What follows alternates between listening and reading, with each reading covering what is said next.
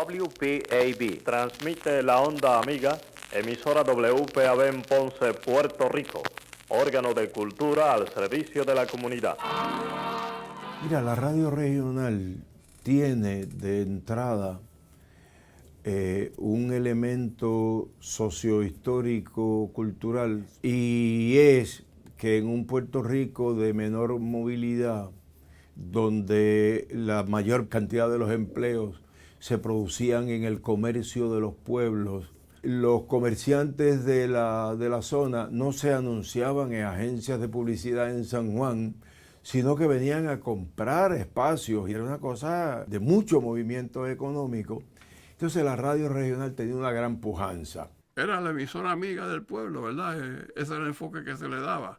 Pero PAB siempre estuvo bien allegada a la población y bien atenta desde el primer momento a los problemas de la población, de la ciudadanía. Nunca nos cansamos y por eso trabajamos transmitiendo para usted. WPAB Ponce, Puerto Rico. Mi papá siempre trabajó en ventas, ¿no? Él había comprado acciones en WPAB, que se fundó en 1940, y más o menos como en el 45, 46, el fundador, y que era el ingeniero de la emisora y director en aquella época, Miguel Soltero Palermo, enfermó. Le pidieron a mi padre que dejara su trabajo y que pasara a ayudar aquí a Palermo. Y yo siempre estuve allegado a la emisora desde pequeño, ¿no? De hecho, yo recuerdo que yo salía de la escuela y la emisora en aquella época estaba en el centro de Ponce. Así que salía de la escuela y me iba para allá. Pues crecer en la radio es raro porque hace 50 años atrás era una cuestión familiar. No habían estos grandes conglomerados. Eran familias. Nos reuníamos una vez al año en la convención de los radiodifusores. Pero en la escuela no había ningún otro hijo de radiodifusor. Yo he hecho de todo en la emisora, desde barrerla hasta trepar torres. Así que me conozco las distintas funciones. De jovencito me traían a la emisora y mi papá siempre fue muy disciplinado. O sea, que no venía aquí a jugar ni a molestar. Así que a veces estaba limpiando discos. En la manera que fui creciendo aprendí a ser operador de control, de jockey, técnico de transmisiones remotos. Empecé a trabajar un poco en el departamento de noticias. Y cuando empecé a estudiar periodismo en la universidad, pues me convertí en corresponsal de la emisora en Washington, que fue donde estudié. Empecé trabajando haciendo de técnico de control remoto. Y entre los trabajos que me tocaban era hacer una transmisión todos los sábados a la Sonora Ponceña. Cuando comienza la radio no se veía como un medio informativo, era un medio de entretenimiento. El abuelo siempre se aseguró de traer los mejores programas, los mejores artistas que se podían traer. WPAB,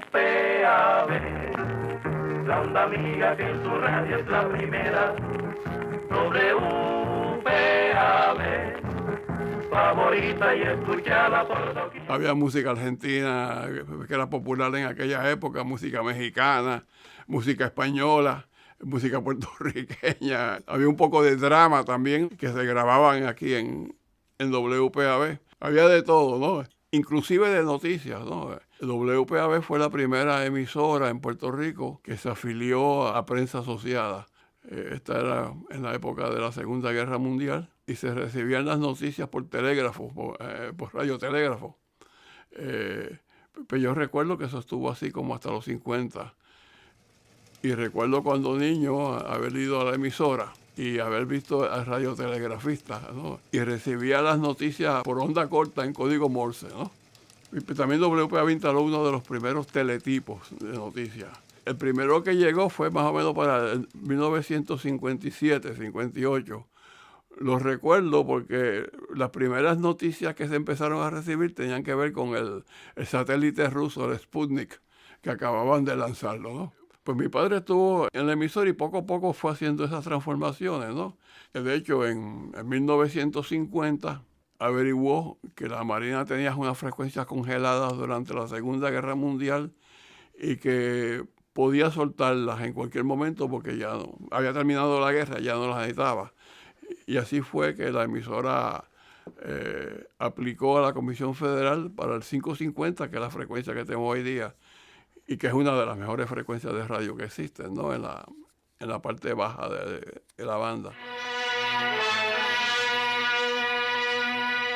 Transmite WPAB, la onda amiga, desde Ponce, Puerto Rico.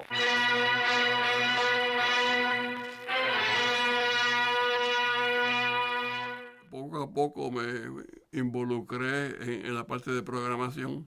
Había ido a Europa 2 o 3 veces y había escuchado una radio distinta ya, hablada, con invitados. Y se me ocurrió que eso se podía hacer en Puerto Rico, pero no conseguía a nadie que estuviera dispuesto, ¿no? Siempre me decían, ¿y qué pasa si el invitado no me llega? ¿O qué pasa si se me acaba el tema, no? Y estuvimos como 2 años buscando a alguien que se atreviera a hacer eso. Y de casualidad me encontré con una vieja amiga, pintora, Janet Blasini, y le estaba comentando del asunto y me dijo, pero eso lo hago yo. ¿Y cuándo empezamos? Pensaba que estaba bromeando, ¿no? Pero no, lo hacemos. Así que los primeros programas de tertulia radial, que fue como los bautizó la profesora Vivian Matei, los comenzó Janet con 2 profesores universitarios, con el profesor José Ramón Villalón y el profesor Juan Ricard.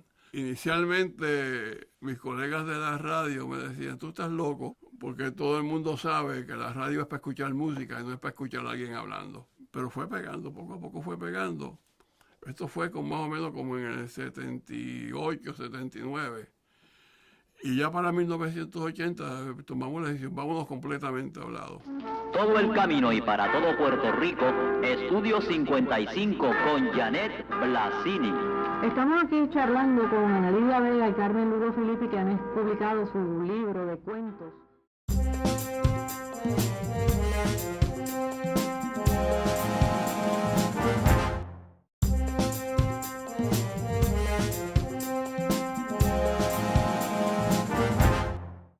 Pues lo que a mí se me ocurrió fue insertar en los programas de talk la cobertura en vivo de las noticias. Siempre que rompiera una noticia importante en Ponce, en Puerto Rico o en el mundo, y pudiéramos analizarla ahí mismo con el moderador del programa que estuviera. Ese proceso provocó una mayor agilidad en la cobertura de las noticias. A veces estaba el reportero en la calle y el moderador le preguntaba desde el estudio y había un intercambio.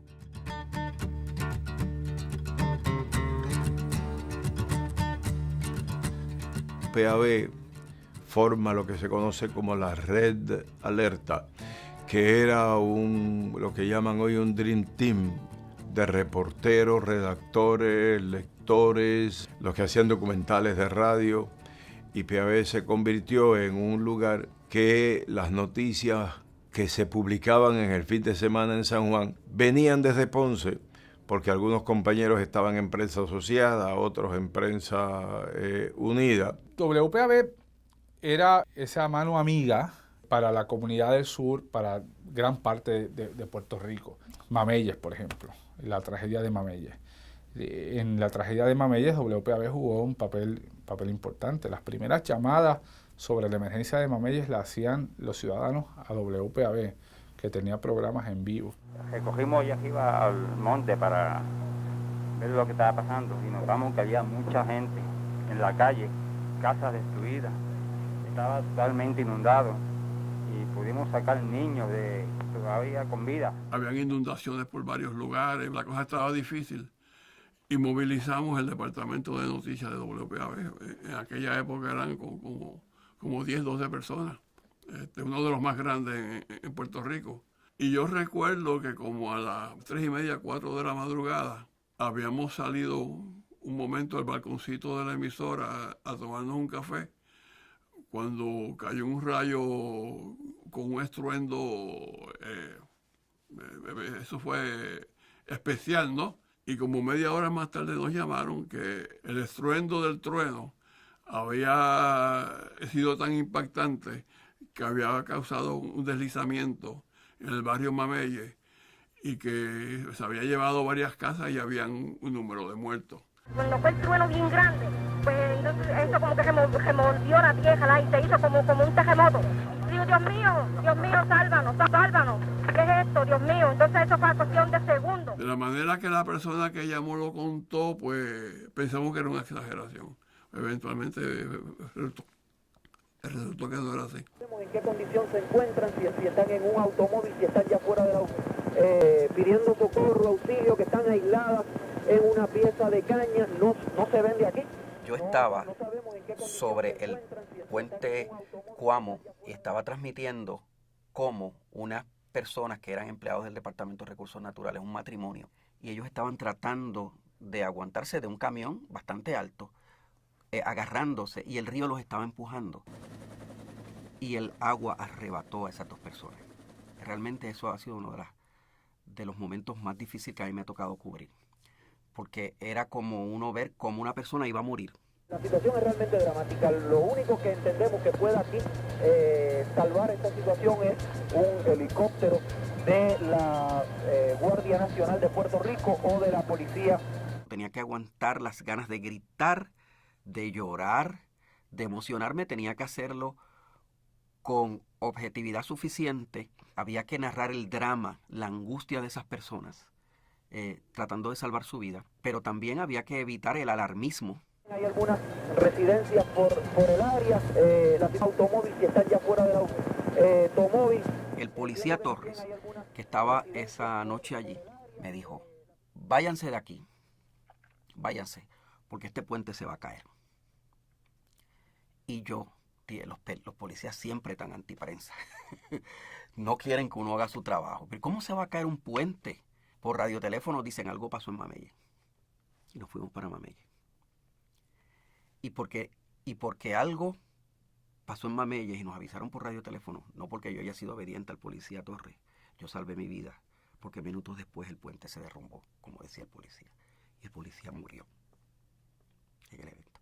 Fue uno de los héroes de Mamelle. Después la gente que pasaba por ahí no podía imaginar que no continuaba el puente y empezaron a caer y murieron decenas de personas.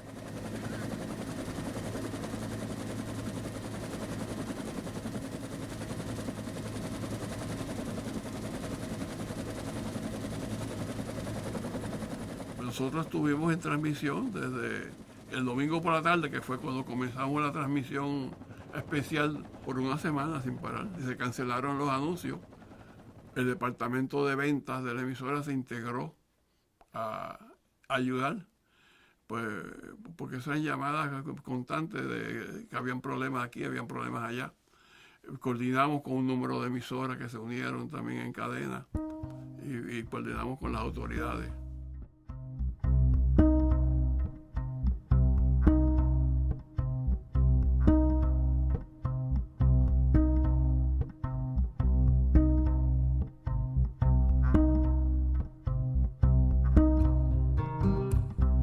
El profesor Paul Tortú era buen amigo mío, ¿no? Este es un profesor universitario haitiano que prácticamente ha vivido toda su vida en Puerto Rico, ¿no? Cuando llegan los primeros refugiados a Fuerte Allen, él es uno de los que se moviliza y va al campamento a ver cómo puede ayudar. Se esperaba que aquí en Puerto Rico no hubiese habido apoyo para los haitianos. Aún no habíamos cubierto completamente la noticia. Cuando se me presentó en la oficina, Paul, y venía destruido, ¿no? Me lo están metiendo allí como ganado en unas barracas que tienen. Dice, pero lo peor de todo es que está todo planeado para deportarlos inmediatamente y sabe Dios lo que va a pasar cuando retornen allí, ¿no? Llegó a ser una población alrededor de 800. Hombres y mujeres. Las carpas estaban puestas encima de una pista de aterrizaje de aviones. Habíamos entendido que parte de la estrategia del Servicio de Inmigración era mantener a la gente en una situación de aislamiento, no dejarnos entrar, no dejar entrar a los abogados, pero dejaban entrar al cónsul haitiano que representaba a Duvalier para amenazar a la gente.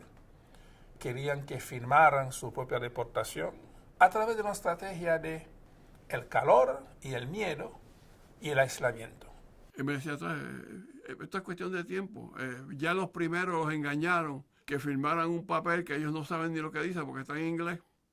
Y se nos ocurrió, si tú pudieras enviarle instrucciones a esa gente y decirle que ellos tienen derecho a abogado y conectarlos con los traductores que tú tienes.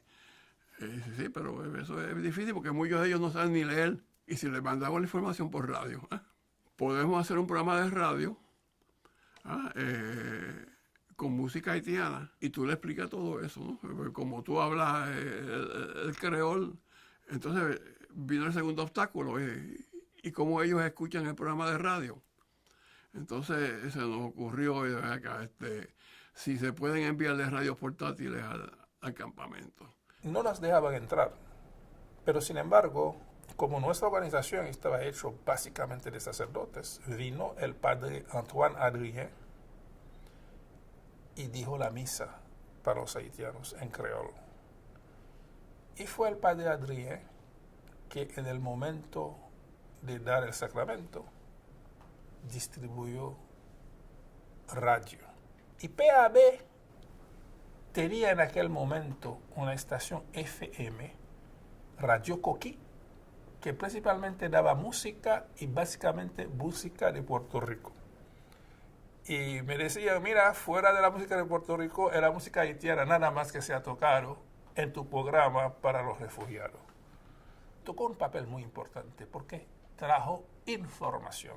En la primera semana se habían autodeportado, habían firmado sin saber como 15 o 20 personas. Y después de la primera, segunda semana, no volvieron a firmar casi nadie. Yo creo que ayudó a la gente a resistir, a entender que el tiempo estaba a su favor, no en su contra. El pasado sábado en la noche, unos 200 refugiados haitianos se amotinaron tras el incidente en que unos 5 guardias de seguridad resultaron lesionados. Preguntado sobre el posible motivo del levantamiento del sábado, Richard Staley, director del fuerte, estimó que las alegadas expresiones inflamatorias conducentes a la rebelión contra las autoridades de la base y las cuales fueron transmitidas a través de una estación radial pudiera haber sido el factor determinante en la acción tomada por un grupo de refugiados haitianos.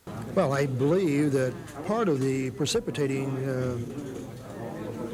things would have been a radio program aired over radio station Coquí on Saturday afternoon. Y nos vinieron a visitar 2 o 3 veces, ¿no? A cuestionar por los programas de radio. ¿Qué estamos transmitiendo nosotros? Escúchenlo, si es para el aire. Todo el mundo lo puede escuchar. Y llegaron a querer amenazar, a quitarle la licencia. Y realmente PAB se jugó la vida en esto y se dio la pelea y Servicio de Inmigración tuvo que dar para atrás.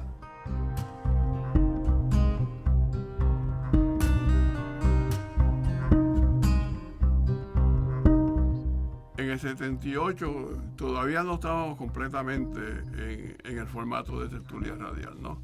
Y ocurre Cerro Maravilla, pero nosotros teníamos información directamente de que después fue el principal testigo del asunto, don Julio Ortiz Molina. Y teníamos información también porque nosotros teníamos unas facilidades para las unidades móviles en Cerro Maravilla. Si usted entiende que es una representación más o menos fiel de las áreas que usted conoce allí. Este es Radio San aquí, con una repetidora WPAB. Así que los técnicos conocían el cuento, también por otro lado. O sea, que nosotros tuvimos simultáneamente 2 fuentes de información y teníamos un enfoque distinto al enfoque oficial, lo que nos causó roce con el gobierno, ¿no? Porque el gobierno y la policía tenían una historia completamente distinta sobre Cerro Maravilla. Y llegó el momento que hasta nos bautizaron Radio Moscú.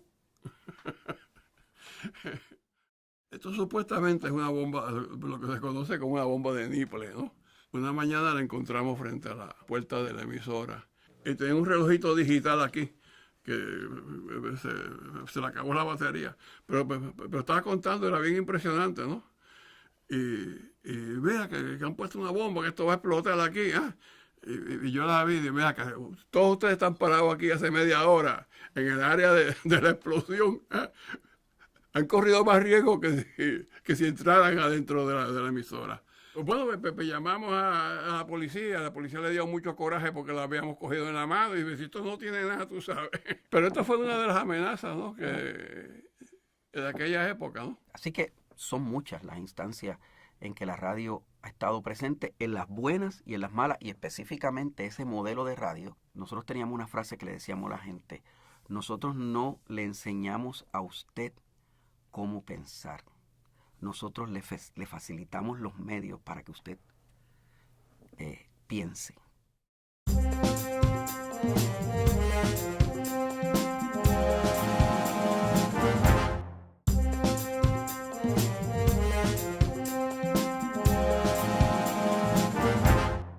PAB ha sido un laboratorio, una escuela de muchos periodistas. Cuando yo salía de la escuela, por las noches, algunos días de la semana, me dejaron ir a ver cómo funcionaba la cosa técnica. Rafael Lenín López fue nuestro discípulo.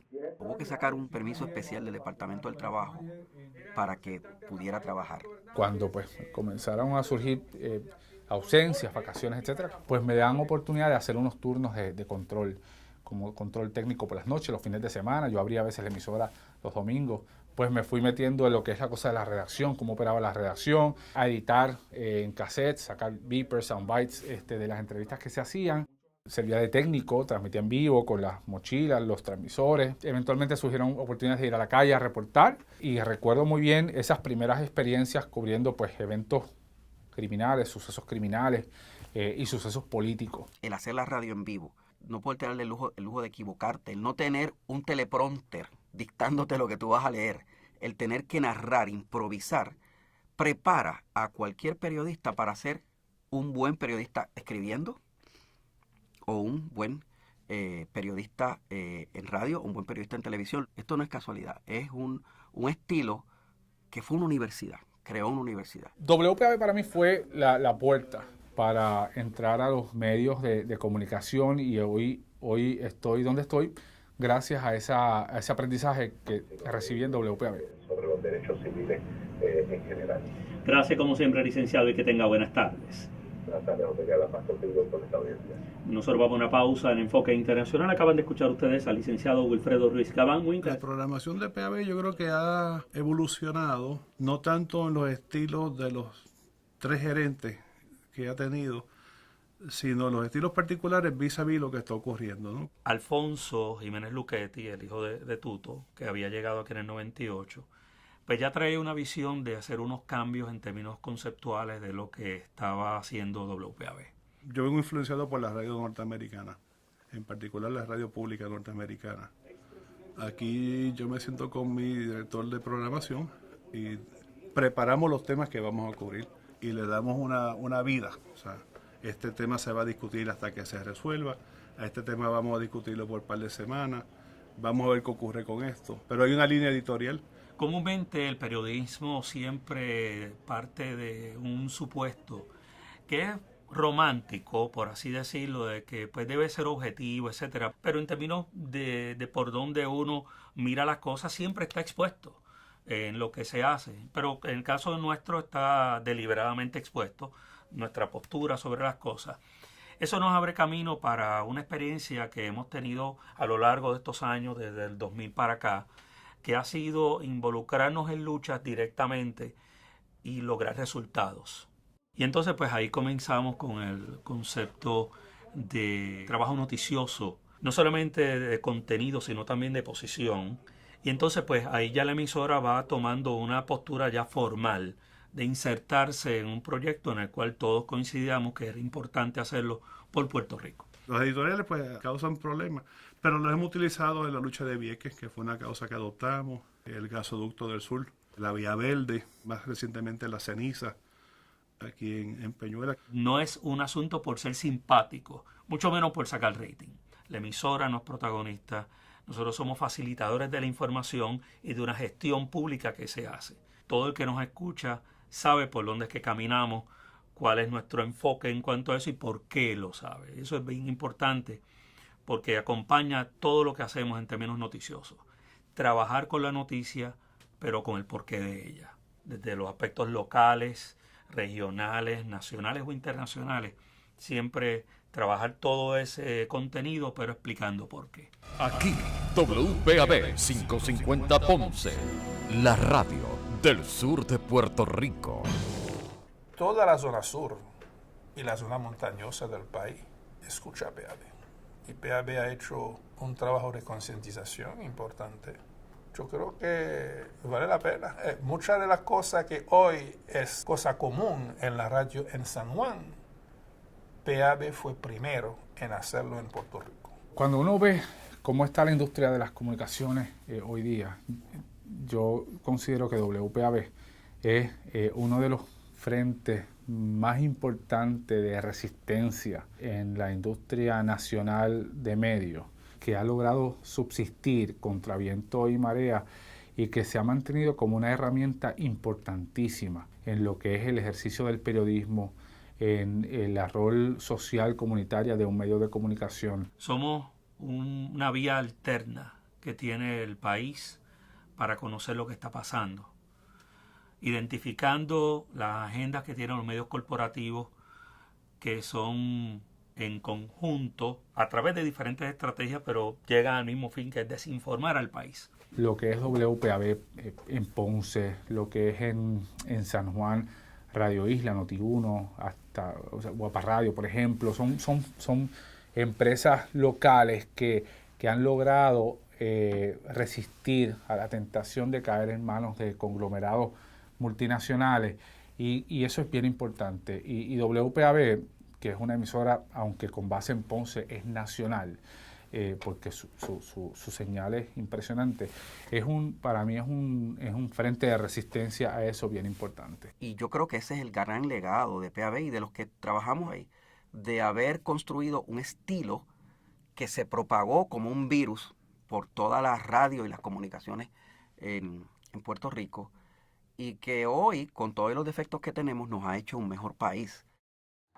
San José, Costa Rica, desde Radio Monumental, y en especial para Radio WPAB de Puerto Rico, estas las informaciones sobre los enfrentamientos.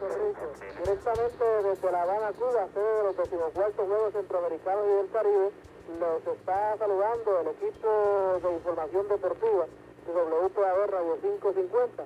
Con Alfonso Jiménez Luquet, del Congreso Nacional Ostosiano, el área del Comité Pro Rescate y Desarrollo de Vieques, frente a donde está el Cayo y allí y los demás, y tuvimos un intercambio, ¿verdad?, de expresiones de felicidad entre este campamento aquí frente a La Habana.